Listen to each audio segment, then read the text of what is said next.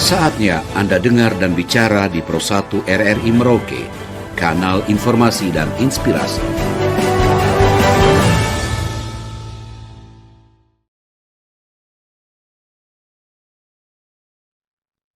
Terkait dengan proses tahapan yang sekarang kita sedang jalani, yaitu tahapan dalam pemutakhiran data pemilih.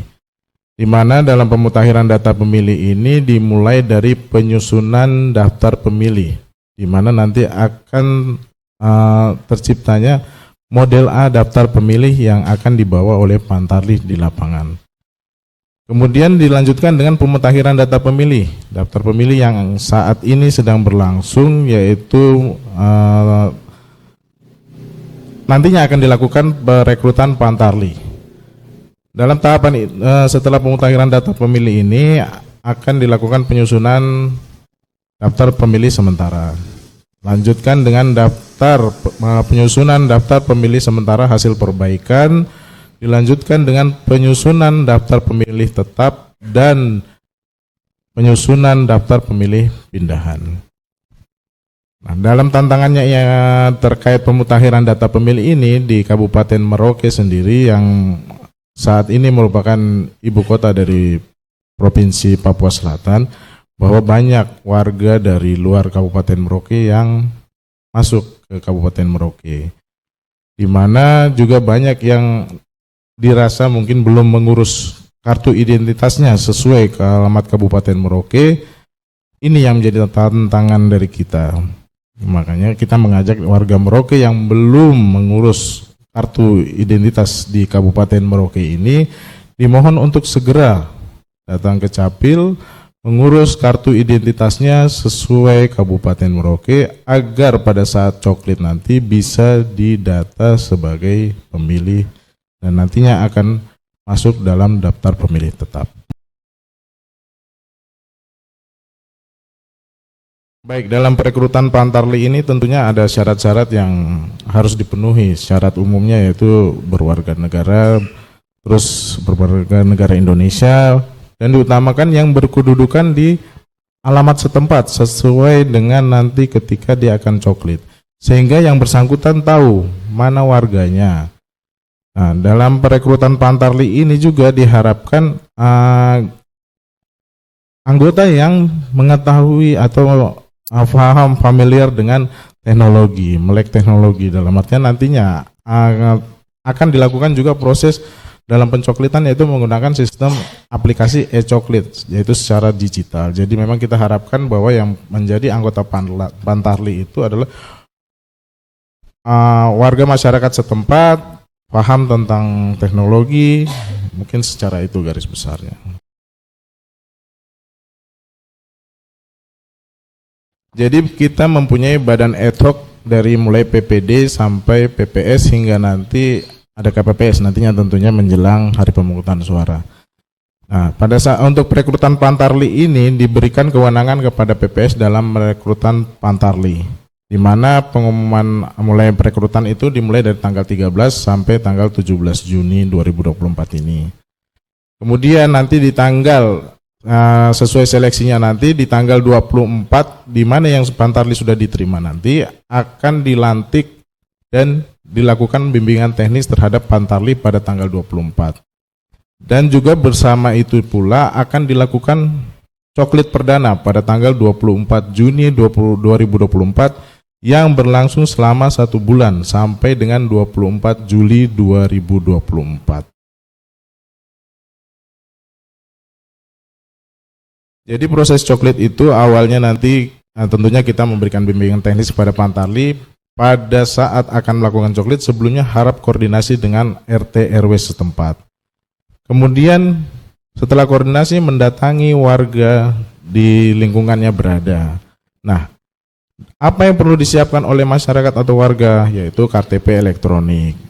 Terus yang tentunya yang sudah berumur 17 tahun atau jika belum berumur 17 tahun sudah menikah, bisa dilakukan coklit dengan catatan ada surat nikahnya atau membuat surat pernyataan yang harus mengetahui kepala kampung atau lurah.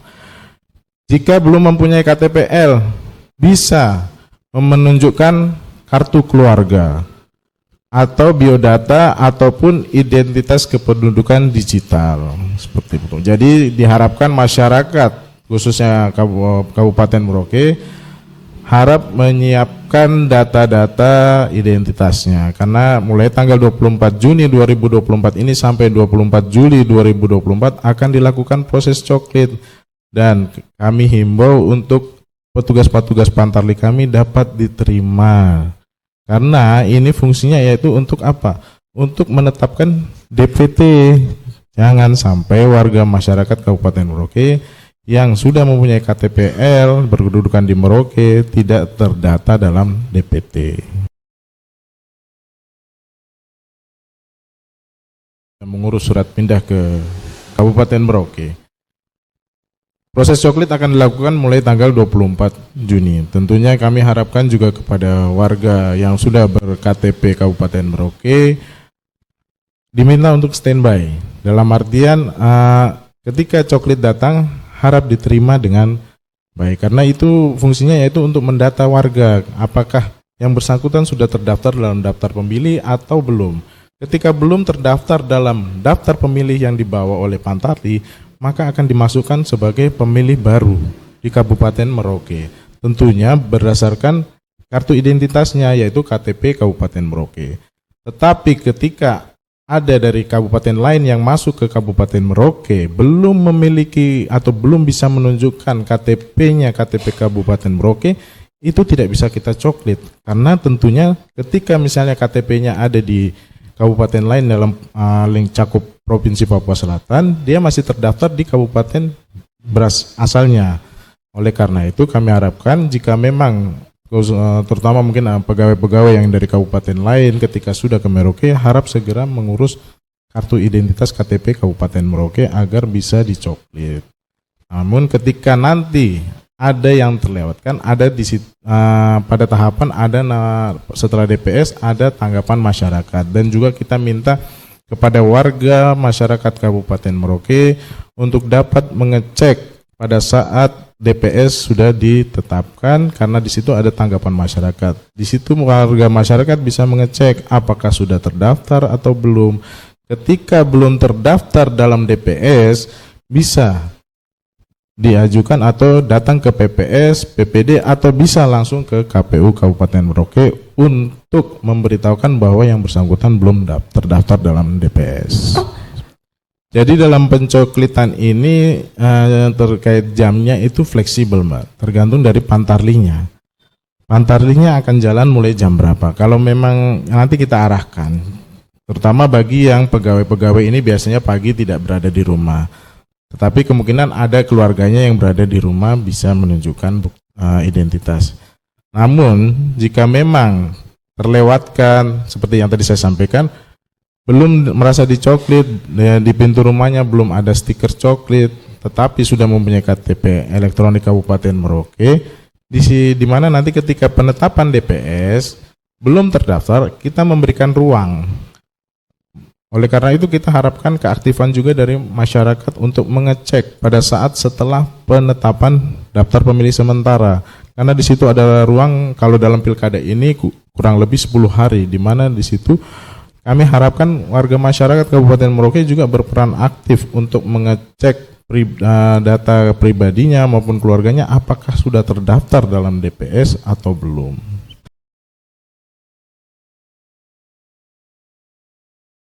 Baik, terkait aplikasi e-coklit ini merupakan aplikasi yang sebenarnya sudah kita gunakan pada Pileg kemarin di 2024.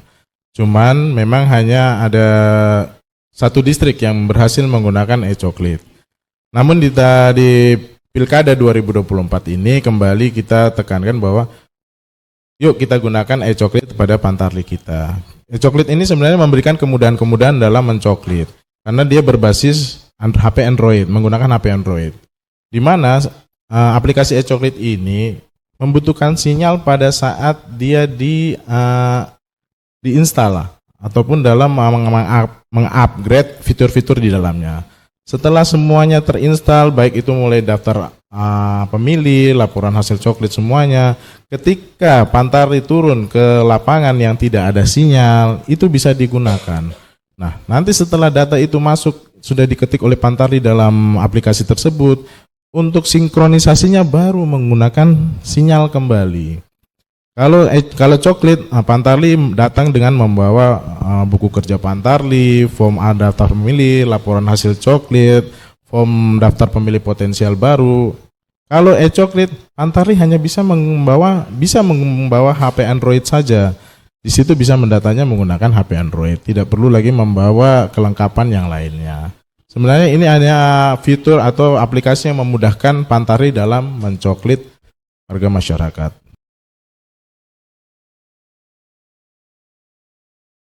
Pada saat pileg kemarin, distrik yang berhasil menggunakan aplikasi e-coklit secara 100% itu ada di distrik Tanah Miring. Sedangkan di distrik-distrik yang lain belum menggunakan aplikasi e-coklit ini. Jadi memang sudah ketika diterapkan di Tanah Miring sudah berjalan 100% sesuai dengan yang diharapkan.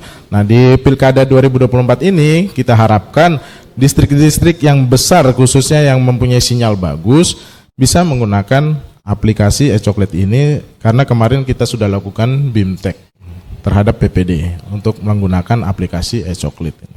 Jadi keluarga kita atau rekan-rekan kita yang mungkin berkebutuhan khusus tapi sudah berumur 17 tahun berdasarkan identitas kependudukannya, baik itu KTPL ataupun kartu keluarga, itu tetap kita data, karena di dalam laporan coklit nantinya ada kolom-kolom yang seperti ketika sudah ber-KTPL atau belum, disabilitas pun nanti ada pilihannya, disabilitas motorik ataupun disabilitas yang lainnya. Nah, di situ bisa terdata dan Pantarlih harus mencentangnya di situ ketika menggunakan atau melakukan coklit.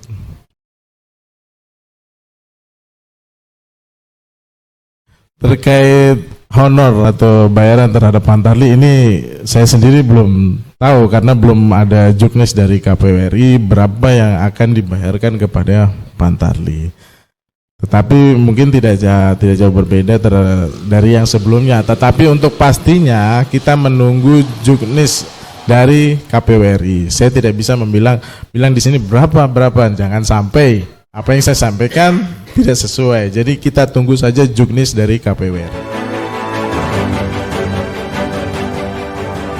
Terima kasih atas partisipasi Anda bersama Pro 1 RRI Merauke.